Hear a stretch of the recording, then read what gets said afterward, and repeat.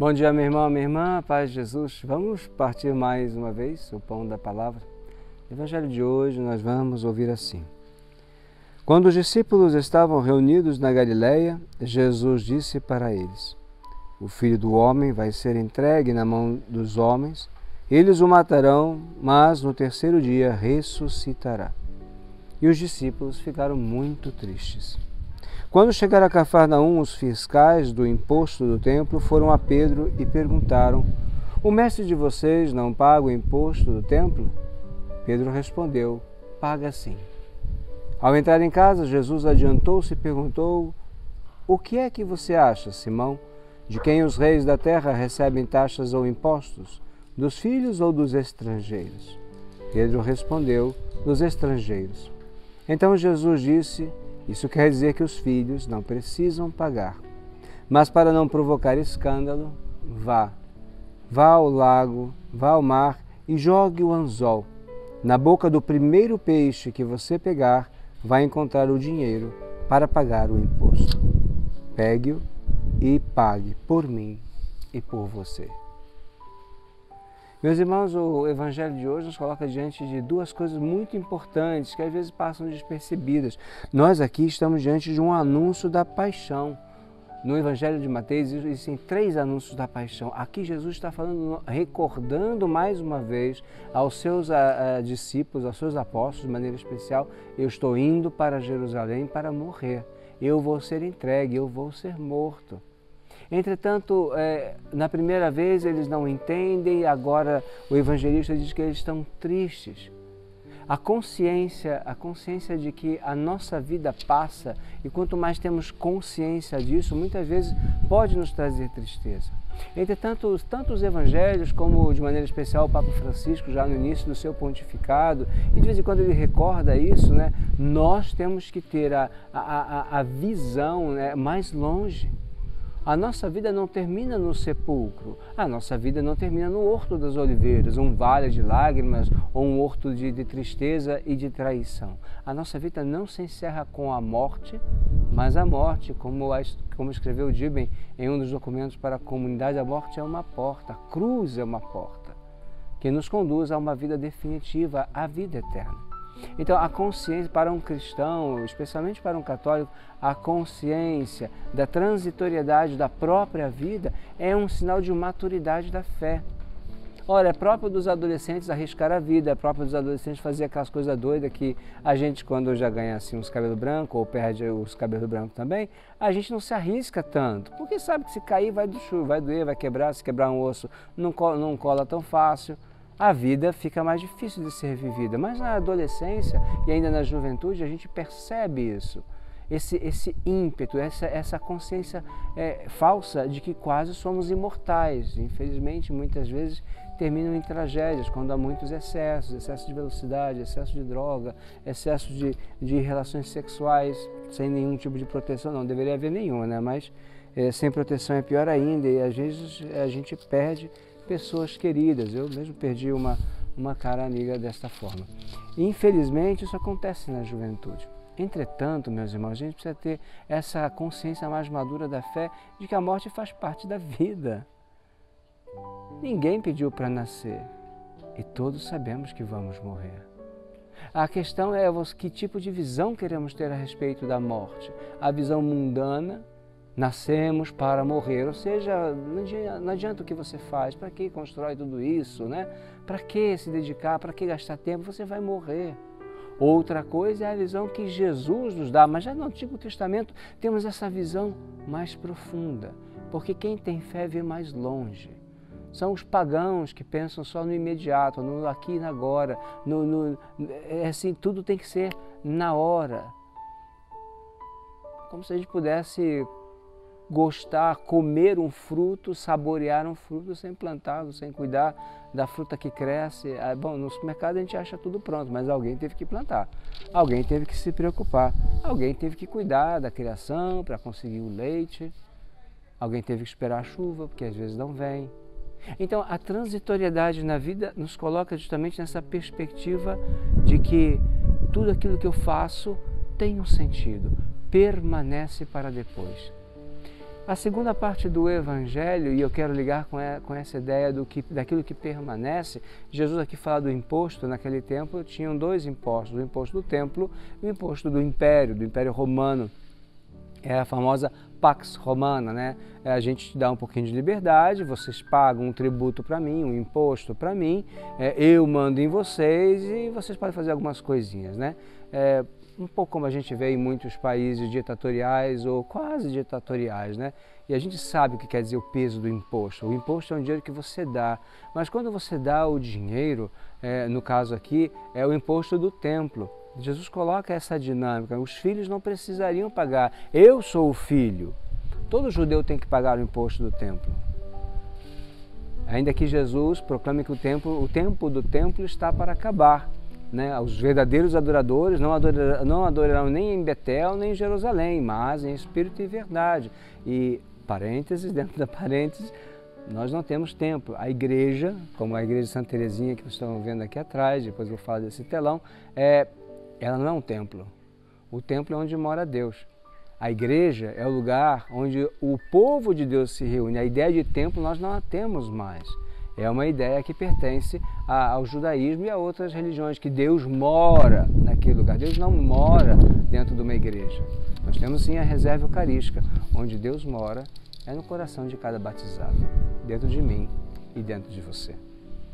Então, Jesus fala, eu sou o filho, eu não preciso pagar o templo, mas, para que não haja escândalo, vai, lança o anzol, pega a moeda e paga por mim e por você. A ideia do imposto que nos incomoda, voltando à primeira ideia, é quando você paga o imposto que sabe que não serve para nada. Ou você sabe que paga o imposto e aquele dinheiro vai ser mal empregado. Diferentemente é quando você investe, quando você usa o seu bem econômico, aquilo que você ganha com o seu trabalho, com o seu suor, com a sua criatividade, para construir algo que você sabe que permanece para sempre. E aí eu quero falar da nossa igreja de Santa Teresinha do Menino Jesus, aqui na pequena cidade de Iturama, essa querida cidade no interior do Triângulo Mineiro, bem no interior do Triângulo Mineiro, que é para lá de Uberlândia, de Uberaba, estamos quase no pontal do Triângulo. Nós temos a graça de estar aqui hoje. Hoje foi embora, deixou-nos aqui, deixou-nos ainda a lembrança no coração, as relíquias de Santa Teresinha do Menino Jesus. Foi uma graça imensa de Deus. Graças à generosidade do coração do Frei Emerson, que é o provincial dos Carmelitas, e também a diligência da Morgana, nossa irmã responsável da Casa de Missão lá do Rio de Janeiro, pudemos ter a presença de Santa Teresinha. Ela chegou ontem à tarde e partiu hoje pela manhã. Foram algumas horas intensas de oração, de missa, jovens, muitos jovens, foram distribuídos aqui mais de 4.000 rosas.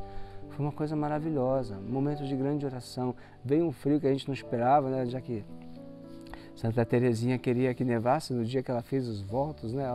Desculpa, agora eu não me recordo exatamente a história, mas ela gostava do frio e pediu que nevasse, acho que quando ela fez os votos, alguma coisa parecida. Talvez ela tenha mandado o frio para cá, que tem sido muito quente nesse inverno, falta água, a chuva ela há de mandar. O que eu quero falar essa igreja foi construída não com o dinheiro da comunidade de Mar Adentro, mas com a generosidade de muitas pessoas. E hoje, esta igreja que começamos a construir em 1999, eu, o padre João Paulo, que éramos somente missionários, nem seminaristas a gente era, começamos a construir. E outros irmãos também construíram esta igreja. E hoje é um santuário permanente de adoração. Vocês estão vendo aqui esse telão que foi montado justamente para a vinda das relíquias, porque as pessoas estavam todas aqui fora, tinha um mar de gente, a gente pode falar assim, todo mundo sentado aqui nos jardins, aqui do lado de fora, podiam assim assistir à missa. Agora vocês estão vendo o ostensório que fica permanentemente em exposição aqui. Em adoração, homens e mulheres dedicam o seu tempo, investem o seu tempo. Poderia estar em casa fazendo outras coisas, mas vem aqui para rezar por você. Vem aqui rezar pelo nosso país. Vem aqui rezar pelas intenções que são deixadas nesse santuário ou que são enviadas a este santuário. Se você ainda não conhece o nosso santuário e quer conhecer, você pode seguir-nos pelo Instagram, maradentro.santuário. Procura lá, maradentro.santuário, você vai encontrar o link para conhecer o nosso santuário. E hoje, a partir de ontem, na verdade, inauguramos o canal do YouTube. Essa imagem que vocês estão vendo ali está sendo transmitida pelo canal YouTube do Santuário. Procure lá no YouTube, Santuário, Santa Teresinha, Santuário de Adoração, Comunidade Mar Adentro, vocês vão encontrar. Meus irmãos, tudo isso aqui foi feito com a doação. Doação de pessoas generosas, desde o piso, o mármore, que foi um dos primeiros bens preciosos, vieram lá do Espírito Santo, de um doador que conhecia a comunidade, mandou para cá um caminhão e a gente separou os diversos tipos e começamos a pensar como poderíamos fazer dentro, até os pequenos detalhes de hoje, dessa grande festa que nós fizemos, desse tendão que está me abrigando aqui do sol inclemente de Turama. Tudo isso foi feito com a generosidade de homens e mulheres. E você e eu somos chamados também a dedicarmos o nosso tempo, dedicarmos também os nossos bens às coisas que não passam. Devemos ser obedientes, como Jesus nos ensina, para não provocar escândalo. Então, civilmente, devemos procurar pagar as nossas taxas. Taxas abusivas, a gente tem que lutar para que elas não existam, mas devemos viver como bons cidadãos, mas sem esquecer que podemos e devemos investir naquilo que não passa. Colabore com a sua igreja, colabore com a sua paróquia, colabore com a Igreja de Deus. Eu sei, tem muitos padres que estão dando mau testemunho, freiras, gente de pastoral, gente ligada à igreja. Eu sei que existem escândalos, mas a igreja já fez muito mais do que simplesmente dar escândalo. A gente vê constantemente nos jornais, mas silenciosamente você sabe, as pessoas que acolheram os drogados, aidéticos, pessoas que realmente são excluídas, quem os acolhe? São as igrejas. São as igrejas católicas, as igrejas protestantes, evangélicas. Somos nós que cremos no Evangelho da vida, no Evangelho do amor, no Evangelho da misericórdia, no Evangelho do bom samaritano. Nunca vi essas ONGs ajudando. Vejo fazer muito barulho, mas não vi ainda ajudando. Se não tem uma matriz cristã, não vi, não conheço. Não estou dizendo que não tenha, mas eu não conheço. Então, que você possa refletir e pensar como você pode ajudar. Se quer saber mais informações sobre o nosso santuário, maradentro.santuário lá no Instagram ou no nosso canal YouTube. Se você quer realmente ajudar, procure a sua paróquia, procure a sua igreja, vai ajudar o seu pastor, o seu pároco, porque recebemos a palavra, recebemos os sacramentos, recebemos luz para os nossos passos de cada dia.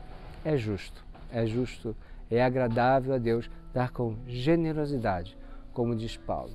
Quem dá pouco, recebe pouco, quem dá muito, recebe muito. Deus ama quem dá com generosidade. Quem semeia largamente, recolhe com abundância. Quem semeia com mesquinhez, não recebe. É a lei da vida, não é só a lei do Evangelho, não, é a lei da vida. Pense no que você quer investir, aonde você quer colocar o suor do seu rosto, nas coisas que passam, naquelas que permanecem. O Senhor esteja convosco. Abençoe-vos o Deus Todo-Poderoso, Pai, Filho e Espírito Santo. Amém. Uma boa semana para todos.